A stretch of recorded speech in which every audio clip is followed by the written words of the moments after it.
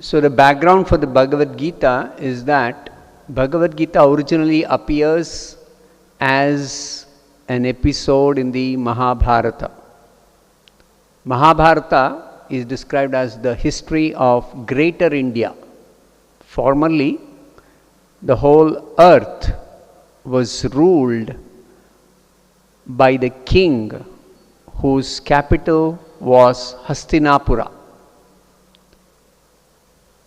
So Mahabharata describes the events leading to this discourse of Bhagavad Gita being spoken by Krishna to Arjuna.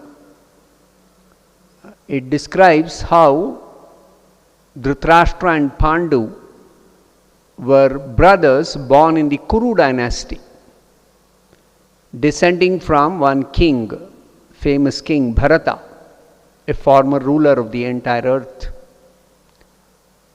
And Dhritarashtra, the elder brother, was blind by birth, so he could not ascend the throne. And the younger brother Pandu became the emperor of the world. But Pandu died at a very early age, leaving behind 5 sons who were minors at the time of Pandu's death. So Dhritarashtra became the caretaker king till Yudhishthira, the eldest son of Pandu, came of age. Now both the sons of Dhritarashtra, the Kauravas, and the sons of Pandu, the Pandavas, they grew up in the same royal household, and both were trained in the military science by Dronacharya, and they were especially counseled also by their grandfather Bhishma. Now the sons of Dhritarashtra, especially Duryodhana, he developed hatred and enviousness towards the Pandavas, because he knew that when the Pandavas grow up, they are going to occupy the throne. So somehow, with the consent of Dhritarashtra, Duryodhana plotted to kill the Pandavas, but by the protection of Vidura and Krishna, the Pandavas escaped all the attempts of Duryodhana. Now, Krishna, we have to specifically understand, is not just another historical personality like a king. Of course, Krishna was the king of Dwarka at that time, but Krishna is the supreme personality of Godhead, and he has descended to this earth in order to uphold eternal religious principles, and he wanted to reduce the burden of the earth, which was overburdened by kings who were posing as Kshatriyas, but they were actually demons. So it is Krishna who arranged this battle of Kurukshetra in order to reduce the burden of the earth. So in the course of events that led to the Bhagavad Gita, it is described in the Mahabharata that when Duryodhana was unsuccessful in killing the Pandavas, he challenged the Pandavas to a gambling match. And in that gambling match where there was cheating, Duryodhana along with his brothers defeated the Pandavas, sent them away to the forest, and began to rule the kingdom. Now the understanding was, after the exile, the Pandavas will get back their kingdom. But when the Pandavas completed their exile, term of exile, 13 years, Now, they went to Duryodhana and asked him for their own kingdom, but Duryodhana refused. So, Pandavas, duty bound to actually maintain themselves by ruling, by public administration as Kshatriyas. They requested Duryodhana, just give us 5 villages for 5 brothers. But Duryodhana arrogantly replied that he will not spare any land, not even a small bit of land he will spare to the Pandavas. So Pandavas were forced to fight in this battle against the Kauravas because they were challenged that way by Duryodhana. Now still Yudhishthira thought, instead of fighting, he requested Krishna to play the role of the messenger on behalf of the Pandavas.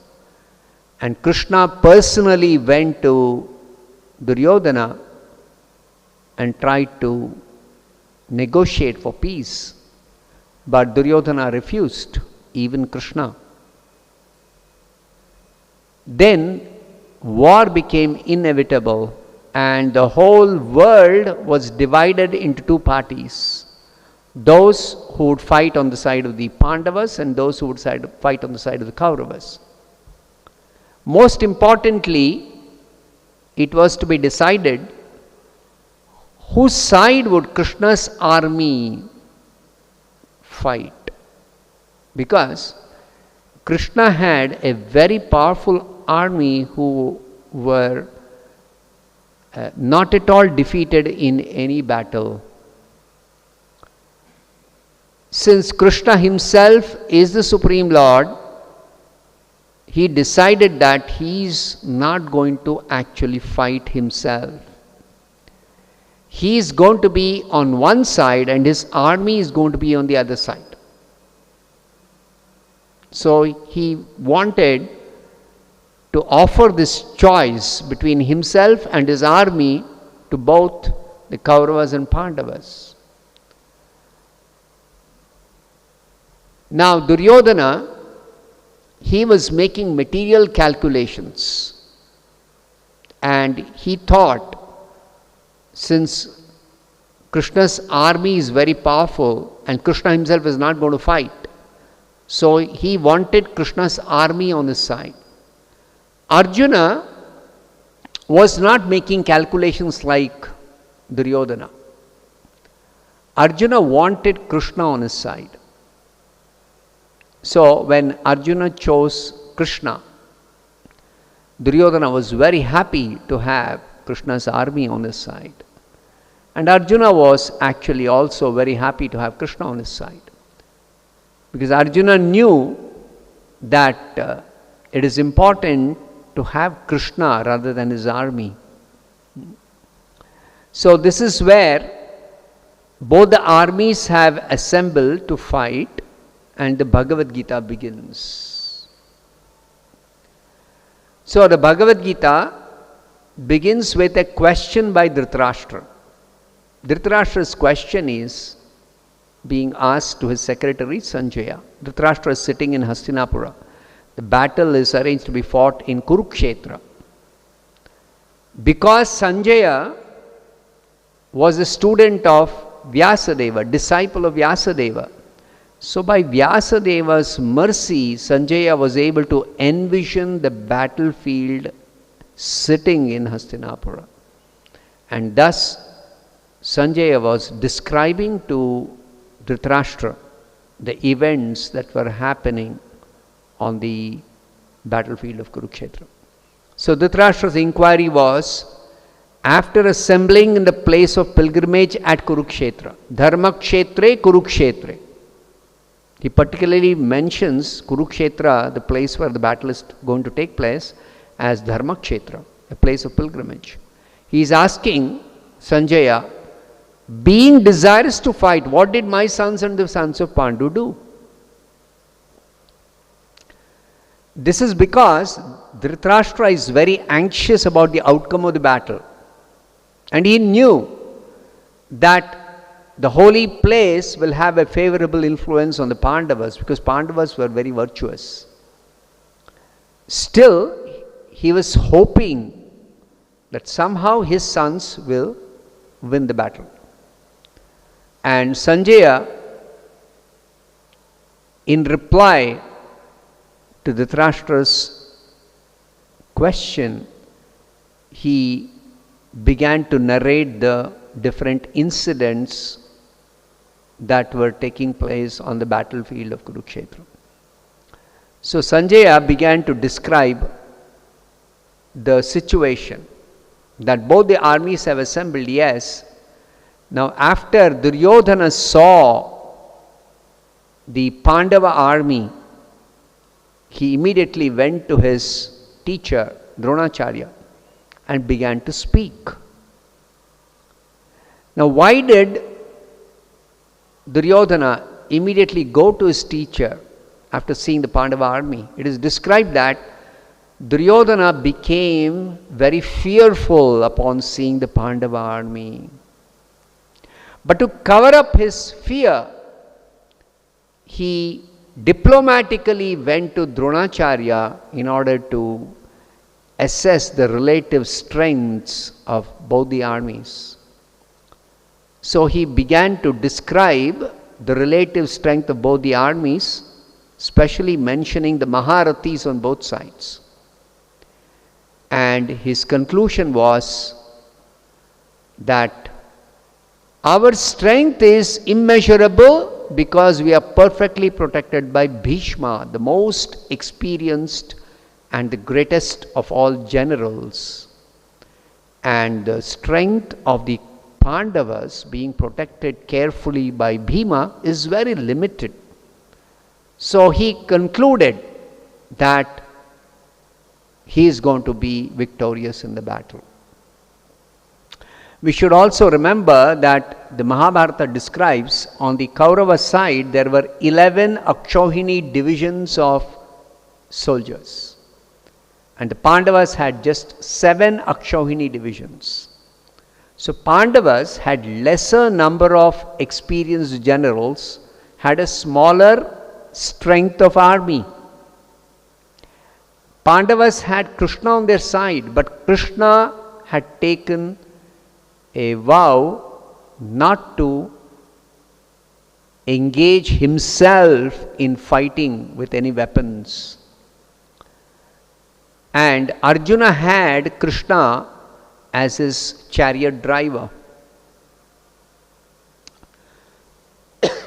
So, the assessment of Duryodhana seemed to be well calculated, that Duryodhana's strength was actually much, much greater than the strength of the Pandavas.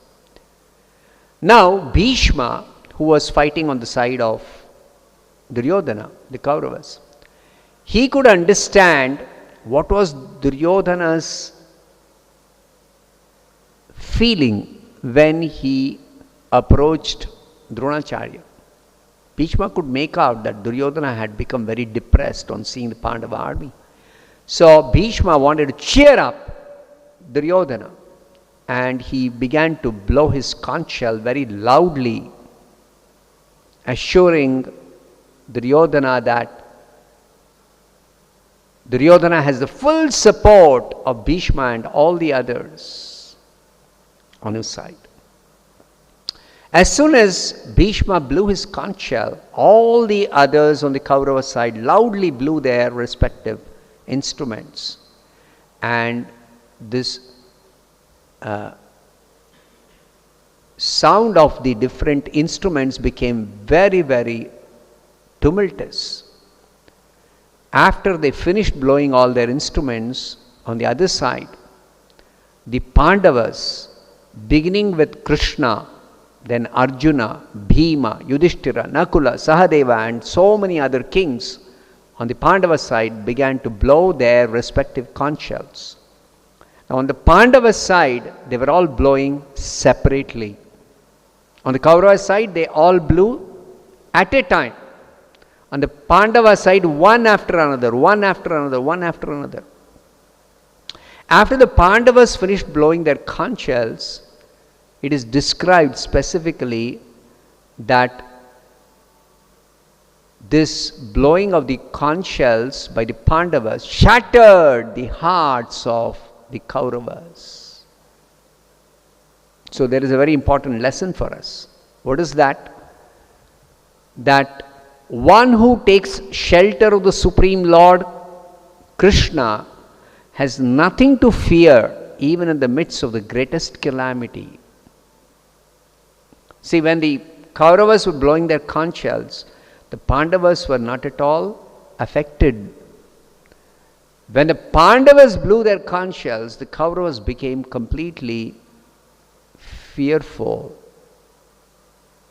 of the blowing of the conch shell. The battle has not begun yet. It is just the blowing of the conch shells. That itself shattered the hearts of the Kauravas. After that, Arjuna requested Krishna, please take my chariot between the two armies so that I can see against whom I have to fight. So Krishna drew up the chariot in the midst of both the armies.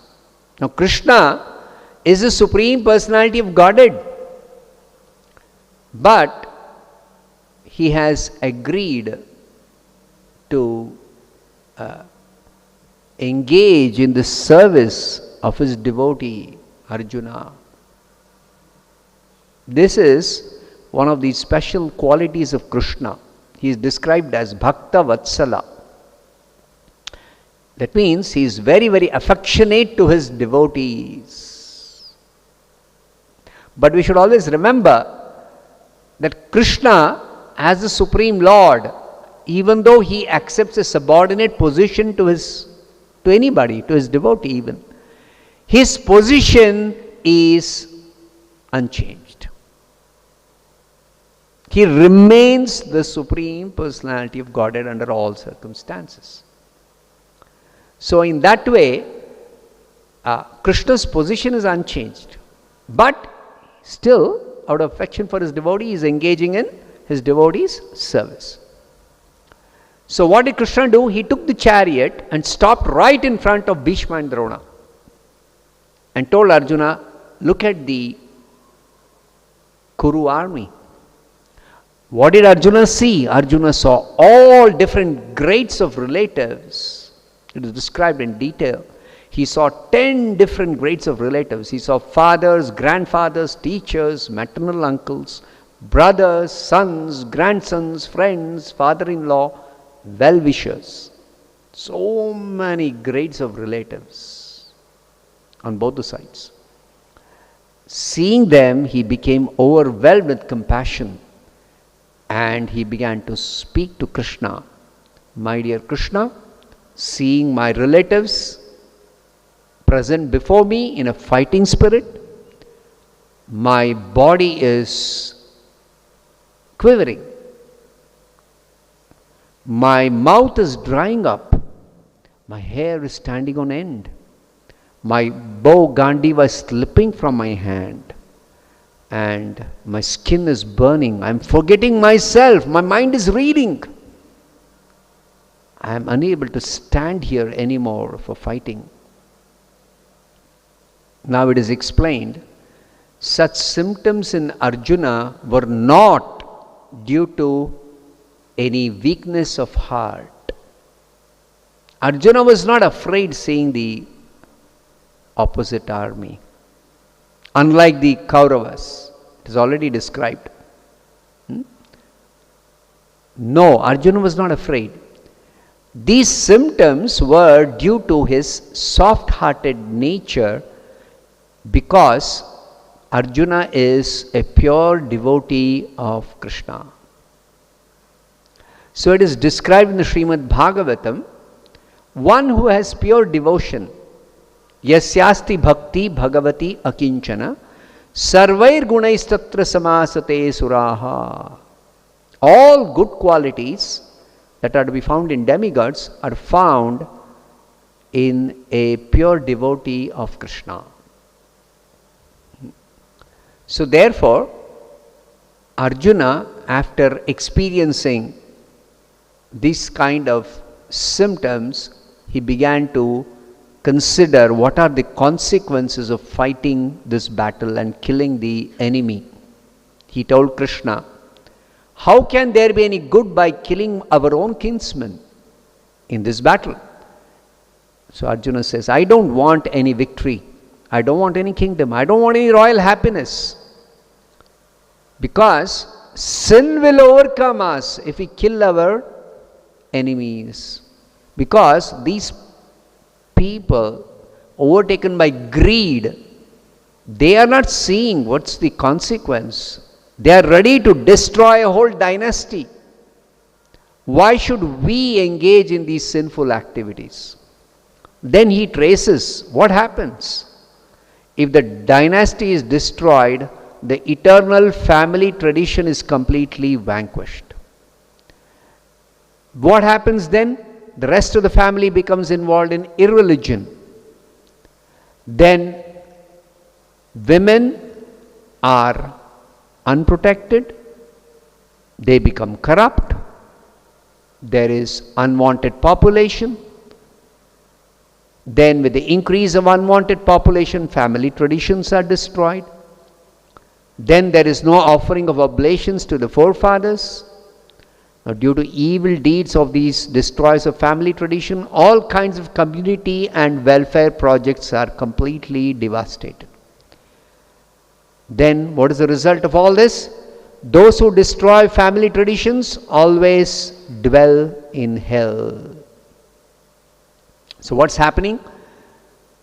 By fighting in this battle, engaging in sinful activities, simply for some royal happiness, we are prepared to commit greatly sinful activities leading us to suffer in hell.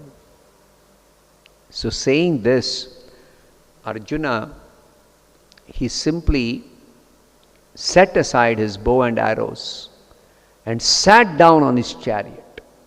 See, Arjuna had stood up to see the enemy. But now, after observing the enemies, he sat down on his chariot, his mind overwhelmed with grief at the prospect of having to fight against his own kinsmen. And the conclusion of this chapter is that Arjuna is a kind and soft-hearted person in the devotional service of the Supreme Lord. Such a devotee is fit to receive self-knowledge. So this first chapter of the Bhagavad Gita describes how the stage is set for Krishna to speak the Bhagavad Gita, instruct Arjuna in the subject matter of self-knowledge, Brahma Vidya. Bhagavad Gita has two very important subjects. Brahma Vidya, the science of the self or the science of the soul, and Yoga Shastra, the science of yoga. So Brahma Vidya and Yoga Shastra, these are the two very important subjects that are delineated by Krishna in the Bhagavad Gita. So this is the end of the first chapter. Beginning with the second chapter, Krishna will speak the science of the soul and the science of yoga. Through Arjuna, Krishna is going to enlighten us. Krishna is making Arjuna his student to speak this Bhagavad Gita for our benefit. So I'll stop here. Srimad Bhagavad Gita ki jai, Srila Prabhupada ki jai.